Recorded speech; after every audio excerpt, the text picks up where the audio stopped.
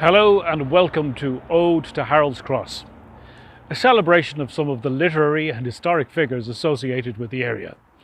Some who lived here, some who passed through, and for some it has become their final resting place. An alternative title to this celebration might be the Writers and Rebels of Harold's Cross. And whilst not all of them are rebels, certainly all of them are writers.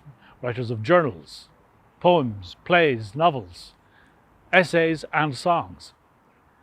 It is presented by performers who live locally, some who were born here or, like myself, raised here, or for some who have made the inversions of Harold's Cross their home. We hope you enjoy it.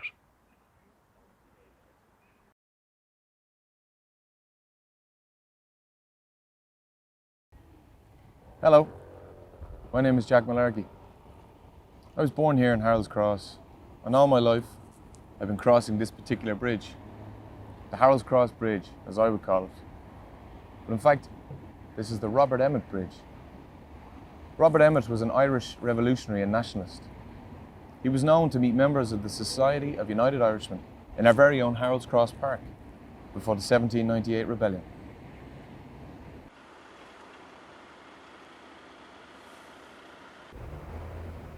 Years later, after the aborted rising of 1803, Emmet would go into hiding here to be closer to his sweetheart, Sarah Curran.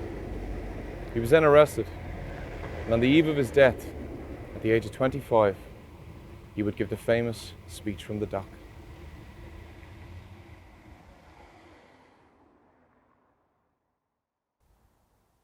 My lords, what have I to say why sentence of death should not be pronounced upon me according to law?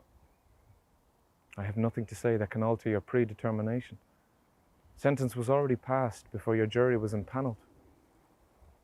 I have much to say why my reputation should be rescued from the load of false accusations and calumny that have been heaped upon it. The man dies, but his memory lives. I wish that my memory may animate those who survive me. While I look down with complacency upon the destruction of that perfidious government which upholds its domination through blasphemy of the Most High, a government which is steeled to barbarity by the cries of the widows and the tears of the orphans which it has created. I have been accused of that importance and the effects to emancipate my country and to be considered a keystone in the combination of Irishmen. You do me honour overmuch. There are men engaged in this conspiracy who are not only superior to me, but even to your own conception of yourself. What, my lords? Shall you tell me that I am responsible for all the blood that has and will be shed in this struggle? Shall you tell me this, and must I be so very a slave as not to repel it? I do not fear to approach the omnipotent judge, to answer for the conduct of my whole life. And am I to be appalled and falsified by a mere remnant of mortality here, by you too? Though if it were possible to collect all the innocent blood that has been spilled in your unhallowed ministry, your lordship might swim in it. My lords, you are impatient for the sacrifice. Be yet patient. I have but few more words to say. I am going to my cold and silent grave. My race is run. The grave opens to receive me, and I sink into its bosom. I have but one request at my departure from this earth: the charity of silence. Let no man write my epitaph, for as no man who knows my motives dare now vindicate them. Let not prejudice or ignorance asperse them. Let them and me rest in peace and obscurity, and my tomb remain uninscribed, and my memory in oblivion, until other times and other men can do justice to my character. When my country takes her place among the nations of this earth, then, and not till then, let my epitaph be written. I have done.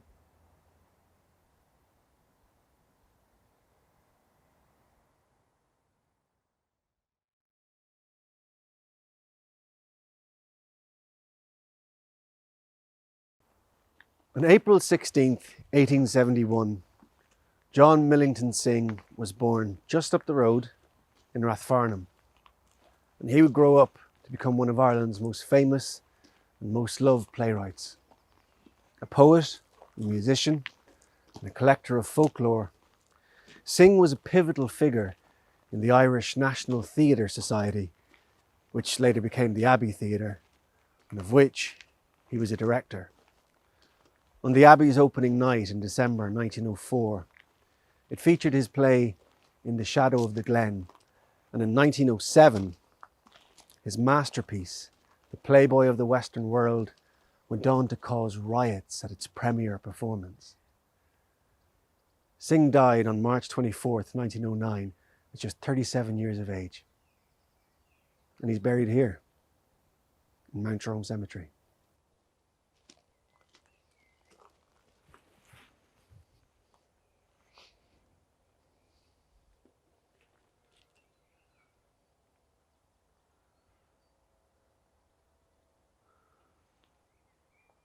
The Curse, to a sister of an enemy of the author's who disapproved of the Playboy. Lord, confound this surly sister, blight her brow with blotch and blister, cramp her larynx, lung and liver, in her guts a galling give her. Let her live to earn her dinners in Mountjoy with seedy sinners. Lord, this judgment quickly bring, and I'm your servant, J.M. Synge.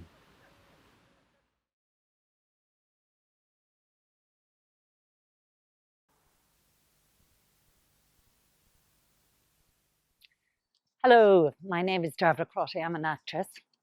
I'm from Cavan originally, and I now live about a 10-minute cycle away. But when I first came to Dublin in 1986, I lived here at Surrey House on Leinster Road, and I shared with my great friend Lorraine Kelly, and we were full of excitement and all the new things of life, and Rathmines just down the road. But I had absolutely no idea of the history of Surrey House. Surrey House was neither a home nor the mansion that the name suggests. She made small effort to build up a home here. She was possibly weary of the struggle to make a home according to her taste on an income that was inadequate to it. In a few months, the place was untidy, unkempt and next to uncomfortable. A house where you found in the hall a hat stand leaning under its weight of hats and coats, parcels all over the tiles, pictures askew, and you hung your own hat, more than likely, on a nail driven into the cracked plaster. Constance had begun too to dislike, or to pretend to dislike, carpets. She said they were fusty, musty things, and she went so far as to leave even the bare board unstained. Why bother, was her point of view. It's clean. If I stain it, people will leave boot marks on the polish and the maids will begin to complain. And yet, the place was filled with good pictures, bric-a-brac, tapestries, books, fine furniture. The result was bizarre and even invigorating for its originality, as she possibly knew. A frequent note from her would read something like, "Come around tonight and meet so-and-so. The carpets are up and the gas off, but we'll talk." It was just a trifle embarrassing to the good Dublin bourgeoisie who were unaccustomed to sailing so close to the wind. To them, to have one's gas cut off was a disgrace. To her, a joke. She may have enjoyed it, nevertheless, been glad to abandon appearances too tedious to preserve. She filled her house with an endless crowd of visitors, for Irish people love that kind of house where you can just lift the latch and call in. The manners of the country brought into the town. Over by the fire, you saw the Countess, a little dishevelled, a cigarette hopping on her lips as she gabbled away to her latest lion. Rarely now, in 1911 onwards, was it a literary lion, rather some social or political revolutionary like old John Devoy on a visit from America. The Woman with a Garden, 1915.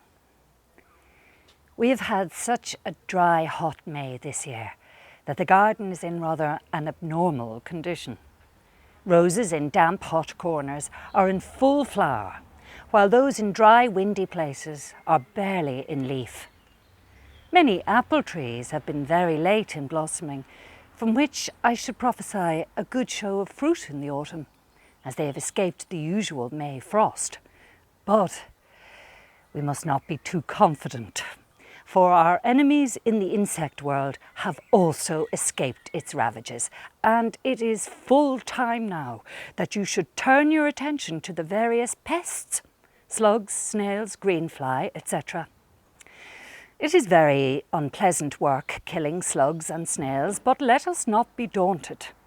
A good nationalist should look upon slugs in a garden much the same way as he looks on the English in Ireland, and the only regret that she cannot crush the nation's enemies with the same ease that she can the gardens, with just one tread of her fairy feet.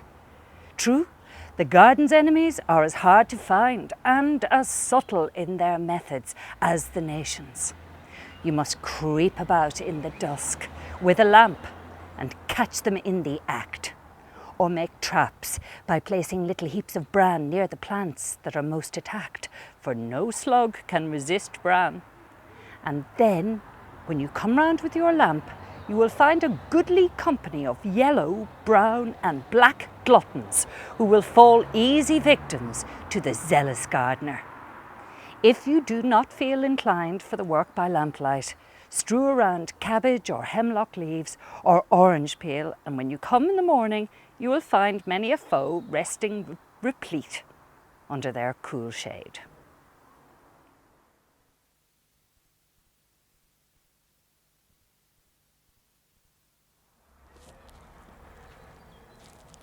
So a lot went on here from 12 to 16. Many people living here, maybe many members of the Fianna.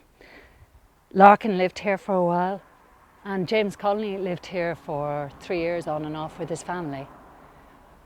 Lorcan was equipped with his disguise and made up and left here to give his very famous address inside on O'Connell Street at the band meeting.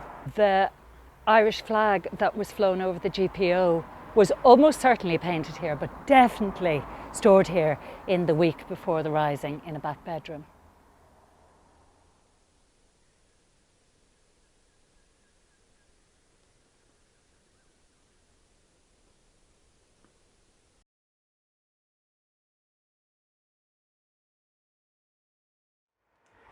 "52 Clanbrassil Street Upper. It's a stone's throw away from the canal and Haas Cross Bridge. It's also the fictional birthplace of one of the world's most famous everyman protagonists, Leopold Bloom. He's the hero of perhaps the greatest novel ever written, Ulysses. Ulysses chronicles the appointments and encounters of the itinerant Leopold Bloom in Dublin in the course of an ordinary day, 16th of June 1904, now celebrated annually as Bloom's Day." Quote the textual terms of this notice.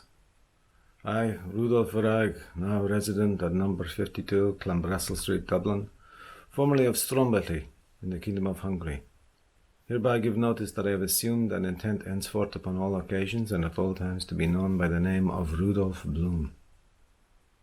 What other objects relative to Rudolf Bloom, born Varag, were in the second drawer? An indistinct daguerreotype of Rudolf Varag and his father Leopold Varag, executed in the year 1852 in the portrait atelier of their, respectively, first and second cousin, Stefan Varag of Sesverevar, Hungary.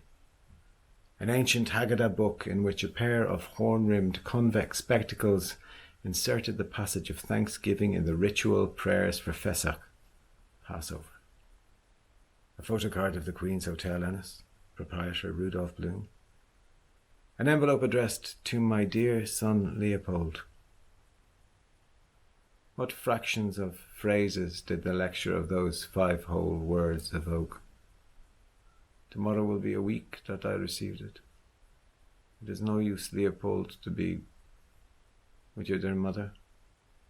That is not more to stand to her. All for me is out. Be kind to Athos, Leopold, my dear son. Always of me, das Herz. Gott dein. What reminiscences of a human subject suffering from progressive melancholia did these objects evoke in bloom? An old man widower, unkempt hair in bed with head covered, sighing, an infirm dog. Athos, aconite, resorted to by increasing doses of grains and scruples as a palliative of recrudescent neuralgia, the face and death of a septuagenarian suicide by poison. His use of Clanbrassil Street Upper can't have been accidental.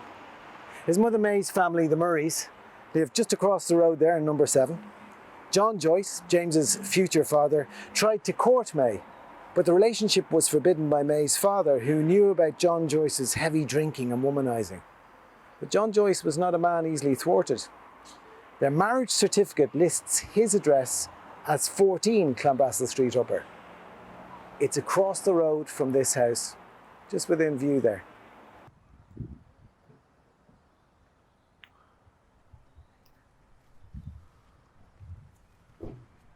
John Joyce met May Murray in the choir of the Three Patrons Church in Rathgar, which is only a short walk from here, 41 Brighton Square, the house where James Joyce was born in February 1882, probably in that master bedroom up there.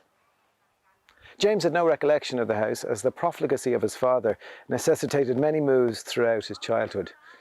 This new suburban area would have been far less built up then, and there would have been farmland surrounding the new developments. In a letter written in 1931 to his son James, John Joyce wonders if he recollected the old days in Brighton Square when you were a baby tucko and I used to take you out into the square and tell you about the moo cow that used to come down from the mountain and take little boys across. This letter echoes the first couple of sentences in a portrait of the artist as a young man. Once upon a time, and a very good time it was, there was a moo cow coming down along the road, and this moo cow that was coming down along the road met a nice little boy named Baby Tucko. His father told him that story. His father looked at him through a glass. He had a hairy face. He was Baby Tucko. The moo cow came down the road where Betty Bird lived. She sold lemon platt. Oh, the wild rose blossoms in the little green place.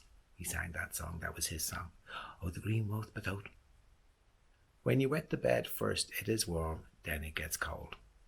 His mother put on the oil sheet. That had the queer smell. His mother had a nicer smell than his father. She played on the piano the sailor's hornpipe for him to dance. He danced tra-la-la, la-la, tra-la-la, tra-la-la-dee, tra-la-la, la-la, tra-la-la, la-la. Uncle Charles and Dante clapped. They were older than his father and mother, but Uncle Charles was older than Dante. Dante had 2 brushes in her press. The brush with the maroon velvet back was for Michael Davitt, and the brush with the green velvet back was for Parnell. Dante gave him a catchu every time he bought her a piece of tissue paper. The Vances lived in number 7. They had a different father and mother. They were Eileen's father and mother. When they were grown up, he was going to marry Eileen. He hid under the table. His mother said, "Oh, Stephen will apologise." Dante said, "Oh, if not, the eagles will come out and pull out his eyes. Pull out his eyes, apologise, apologise, pull out his eyes, apologise, pull out his eyes, pull out his eyes, apologise." This is Brighton House on Brighton Road. In Ulysses, Molly and Leopold have slightly differing ideas about the circumstances of their first meeting, but they both agree that the soiree was in Matt Dillon's house. First night when I saw her at Matt Dillon's in Terranure. Yellow, black lace she wore. Musical chairs. We two the last. Fate. After her, fate. Round and round, slow, quick round, we two all looked. Halt, down she sat, all ousted looked, lips laughing, yellow knees. Charmed my eye. Singing. Waiting, she sang. I turned her music. Full voice of perfume, of what perfume does your lilac trees? Bosom I saw, both full, throat warbling. First I saw, she thanked me. Why did she me? Fate. Spanishy eyes. Under a pear tree alone patio this hour in old Madrid, one side in shadow, Dolores, she Dolores, at me.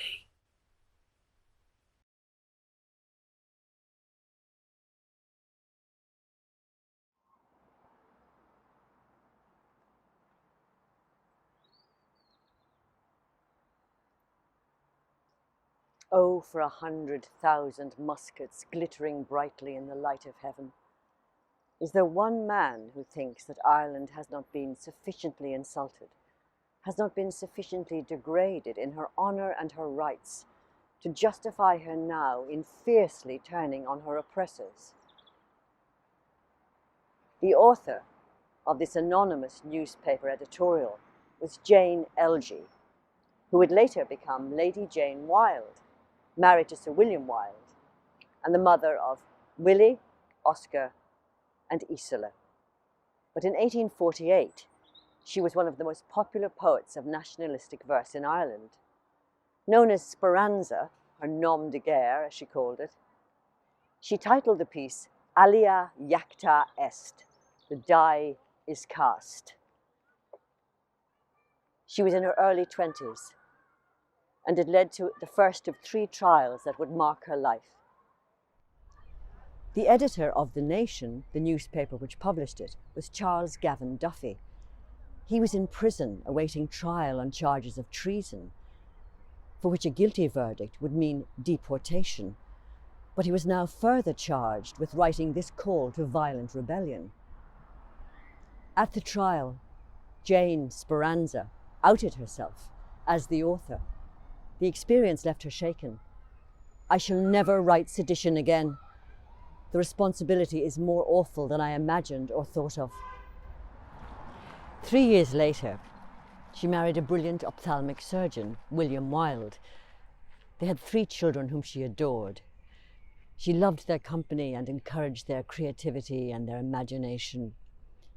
She thought her husband and Oscar were both geniuses, and Oscar adored his mother. All poets love their mothers. Mothers are darlings.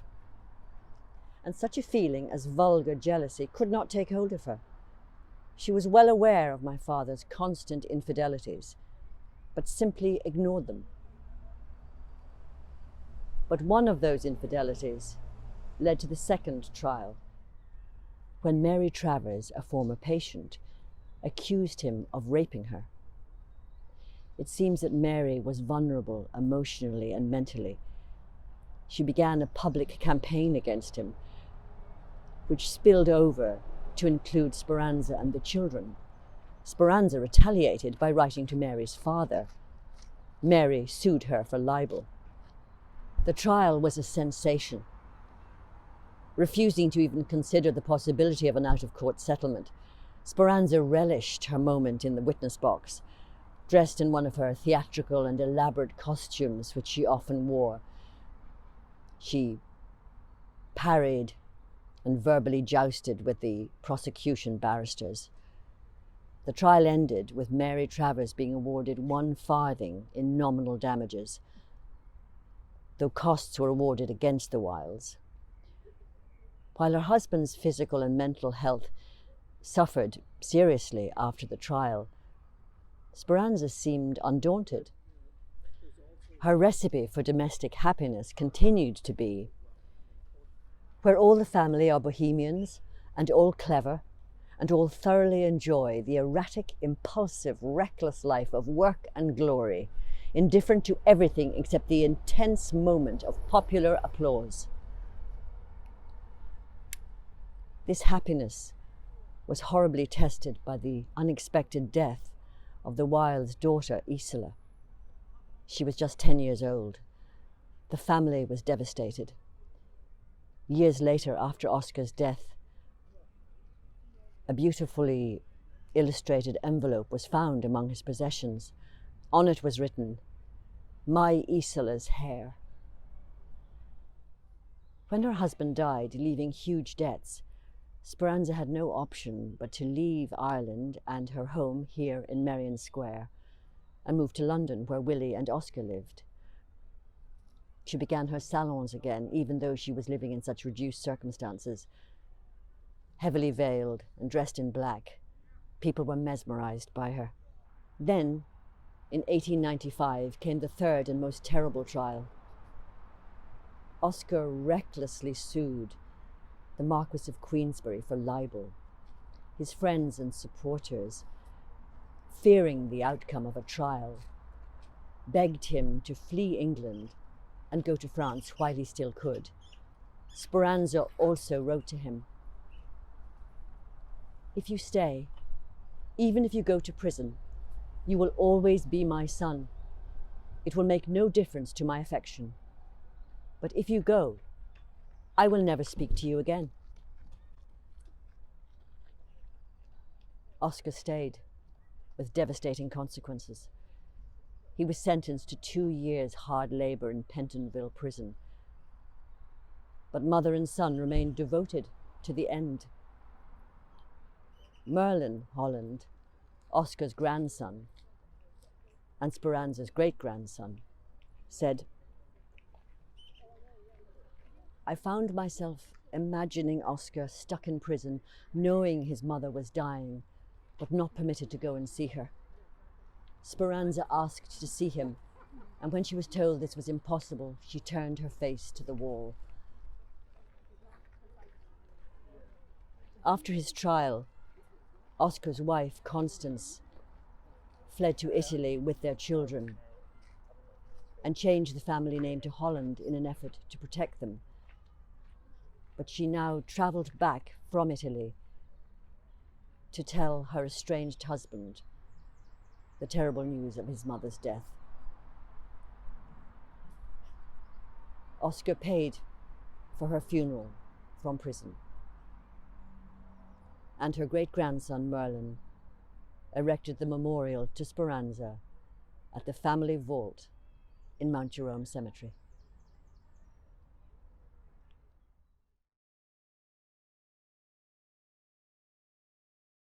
Bram Stoker's famous Count was influenced by the vampire Carmilla, a femme fatale of unearthly beauty who, like Dracula, sleeps in a coffin and preys on her female victims.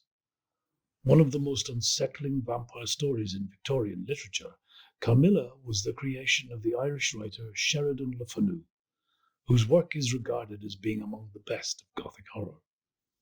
Born in 1814 in Dominic Street, on his mother's side, he was the grandnephew of the dramatist Richard Brinsley Sheridan. A prolific author with 14 novels, many articles, short stories and ballads, his most successful is the mystery novel Uncle Silas. His wife, Susanna, suffered from anxiety, and when she died following a hysterical attack, LeFanu partly blamed himself. He became a recluse, earning himself the title The Invisible Prince. He died of a heart attack in 1873, and it is recorded that he had a repetitive dream of a house that threatened to collapse about him. When he was found dead, the doctor mused, "At last, the house has fallen." My uncle Ludlow, Tom's father, while we were attending lectures, purchased 3 or 4 old houses in Ainger Street, one of which was unoccupied, and Tom proposed that we should take up our abode in the unattended house as long as it should remain unlet. Our furniture was very scant. The front drawing room was our sitting room. I had the bedroom over it, and Tom, the back bedroom, on the same floor, which nothing could have induced me to occupy. The house, to begin with, was very old. There'd been very little done in the way of modernizing details, and perhaps it was better, for there was something queer and bygone in the very walls and ceilings, in the shape of the doors and the windows. The bedrooms were wainscoted, but the front one was not gloomy. But the back bedroom, with its two queerly placed melancholy windows, staring vacantly at the foot of the bed, and with the shadowy recess to be found in most old houses in Dublin, like a large ghostly closet, which had amalgamated with the bedchamber and dissolved the partition. At night time, this alcove, a especially sinister and suggestive character, had Tom's distant and solitary candle glimmer vainly into its darkness. On the whole, as I began by saying, nothing could have induced me to pass a night in it alone. I had never pretended to conceal from Tom my superstitious weakness, and he most unaffectedly ridiculed my tremors. We had not been very long in occupation of our respective dormitories when I began to complain of uneasy nights and disturbed sleep. I found afterwards that my would-be sceptical companion had his troubles too, but of these I knew nothing yet. One night I was sleeping soundly when I was roused by a step on the lobby outside my room, followed by the loud clang of what turned out to be a large brass candlestick flung with all his force by Tom Ludlow over the banisters and rattling with a rebound down the second flight of stairs. And almost concurrently with this, Tom burst open my door and bounced into the room backwards in a state of extraordinary agitation. "What's the matter, Tom? What's the matter with you? What the devil's the matter with you?" I demanded, shaking him nervously. He took a long breath before he answered me, and then it was not very coherently. It's nothing at all, nothing. Did I speak? What did I say? Where's the candle, Richard? It's dark. I had a candle. Yes, dark enough, I said, but what's the matter? What is it? Why don't you speak, Tom? Have you lost your wits? What is the matter? The matter? Oh, it's all over, he said. It must have been a dream, nothing at all but a dream. Don't you think so? It could not have been anything more than a dream. I thought there was a man in my room, and where's the candle? But it's in your room, most likely, I said. Shall I go and bring it? No, stay here, don't go. No, it's no matter, don't. I'll tell you, it was all a dream. Bolt the door. I'll stay here with you. I feel nervous. Richard, so like a good fellow, light your candle and open the window. I'm in a shocking state. I did as he asked me, and robing himself like Grania Whale in one of my blankets, he seated himself close beside the bed. A night or two after the departure of my comrade, I was sitting by my bedroom fire, the door locked, and the ingredients of a tumbler of hot whiskey punch on the crazy spider table. I had adopted the practice recommended by the wisdom of my ancestors and kept my spirits up by pouring spirits down. I had thrown aside my volume of anatomy and was treating myself, by way of a tonic preparatory to my punch and my bed, to half a dozen pages of The Spectator, when I heard a step on the flight of stairs descending from the attics. It was 2:00, and the streets were as silent as a churchyard. The sounds were therefore perfectly distinct. There was a slow, heavy tread, characterized by the emphasis and deliberation of age, descending by the narrow staircase from above. And what made the sound more singular, it was plain that the feet which produced it were perfectly bare, measuring the descent with something between a pound and a flop. Very ugly to hear.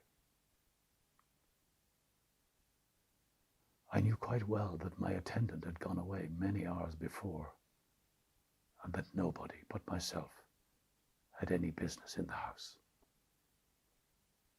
It was quite plain also that the person who was coming down the stairs had no intention whatsoever of concealing his movements, but on the contrary appeared to make even more noise and proceed more deliberately than at all was necessary.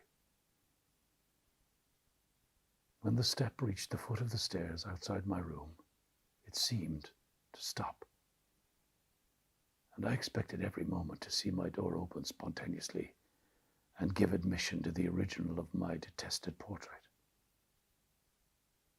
I was, however, relieved in a few seconds by hearing the descent renewed, just in the same manner, upon the staircase heading down to the drawing rooms, and after another pause down the next flight, and so on to the hall, whence I heard no more.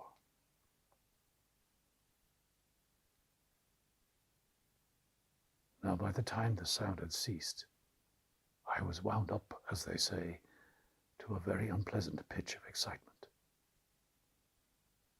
I listened, but there was not a stir. I screwed up my courage to the desired.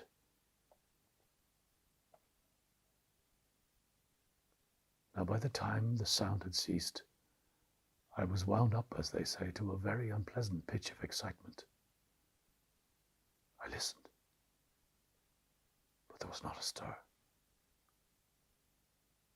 I screwed up my courage to a decisive experiment, opened the door, and in a stentorian voice bawled over the banisters, "Who's there?"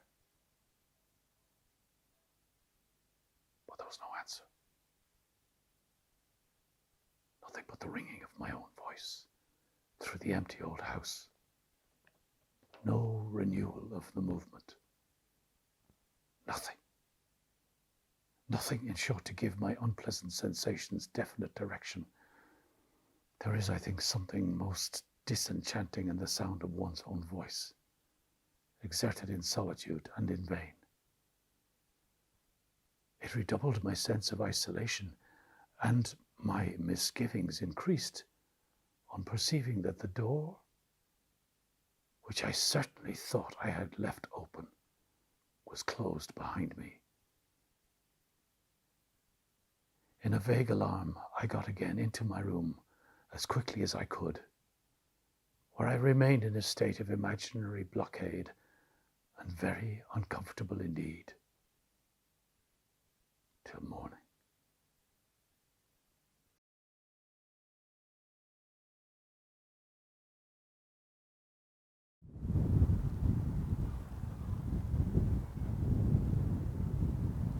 This is Tivoli Avenue in Harold's Cross. I grew up here as a young lad for a number of years, and it's where I live now. It was named after the beautiful town of Tivoli, about 20 miles east of Rome, where the ancient Romans used to holiday. It was known for its beautiful waterfalls and fountains.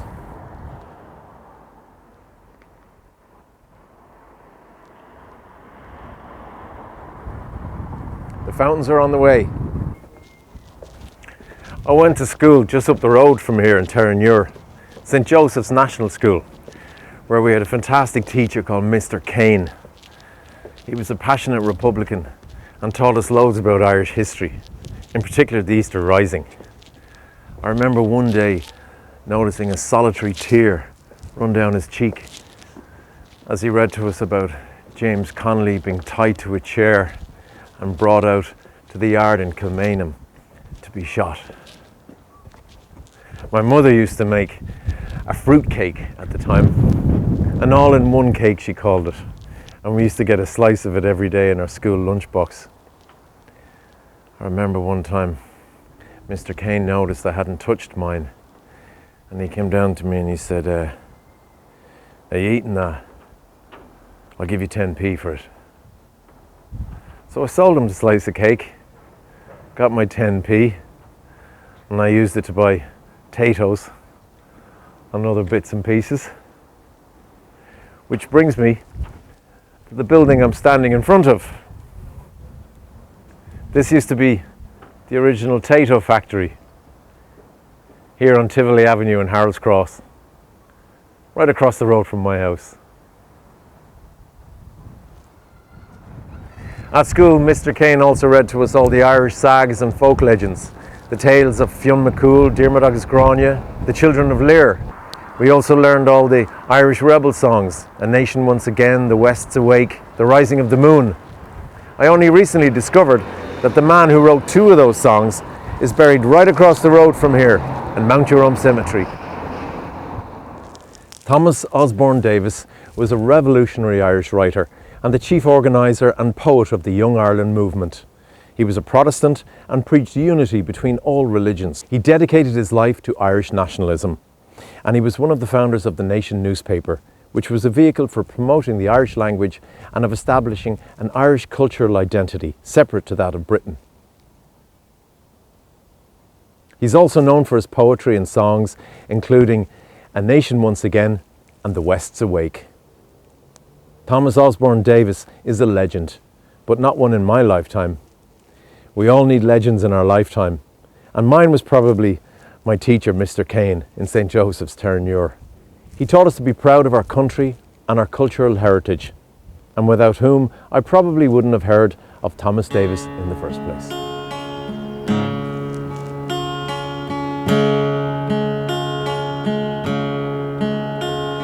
When all beside a vigil keep, the West's asleep, the West's asleep. Alas, and may well Erin weep when Connacht lies in slumber deep. Their lakes and plains smile fair and free, mid rocks their guardian chivalry. Sing, oh, let man learn liberty from crashing wind and lashing sea. And if, when all a vigil keep, the West's asleep, the West's asleep, alas, and well may Erin weep that Connacht lies in slumber deep. But hark, a voice like thunder spake, the West's awake, the West's awake. Sing, oh, hurrah, let England quake. We'll watch till death for Erin's sake.